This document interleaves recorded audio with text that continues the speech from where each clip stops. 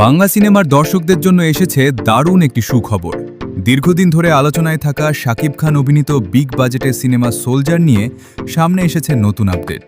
পরিচালক সাকিব ফাহাদ জানিয়েছেন, খুব শিগগিরই আবার শুরু হতে যাচ্ছে সিনেমাটির বাকি অংশের শুটিং। ইতোমধ্যে ছবির বেশিরভাগ কাজ সম্পন্ন হয়েছে, এখন অল্প কিছু অংশের শুটিং বাকি রয়েছে। আর সেই কাজ শেষ করতেই আবার সোলজারের লুকে ফিরবেন ঢালিউড কিং শাকিব খান। জানা গেছে চলতি মাসেই শুটিং শুরুর পরিকল্পনা রয়েছে। ছবির বাকি অংশ দেশের বাইরে বিভিন্ন আকর্ষণীয় লোকেশনে ধারণ করা হবে। ফলে দর্শকরা বড় পর্দায় আন্তর্জাতিক মানের ভিজুয়াল, অ্যাকশন এবং উপস্থাপনা দেখতে পাবেন বলে আশা করা হচ্ছে। শুরু থেকেই সোলজার সিনেমাটি নিয়ে দর্শকদের আগ্রহ ছিল তুঙ্গে, কারণ এই ছবিতে শাকিব খানকে দেখা যাবে একেবারে ভিন্ন এক রূপে।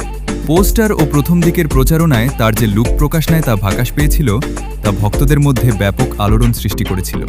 অনেকেই মনে করছেন এটি হতে পারে শাকিব খানের ক্যারিয়ারের অন্যতম বড় অ্যাকশনধর্মী সিনেমা। বর্তমানে শাকিব খান একের পর এক বড় বাজেটের সিনেমায় কাজ করছেন এবং দেশের পাশাপাশি আন্তর্জাতিক বাজারেও নিজের অবস্থান আরও শক্ত করছেন।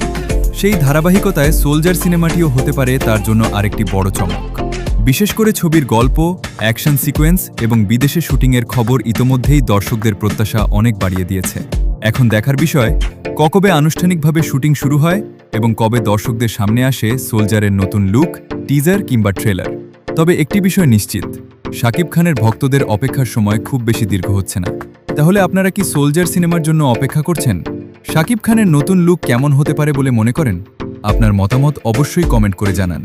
আর বাংলা সিনেমার সর্বশেষ খবর সবার আগে পেতে আমাদের চ্যানেলটি সাবস্ক্রাইব করে পাশে থাকুন। ধন্যবাদ সবাইকে।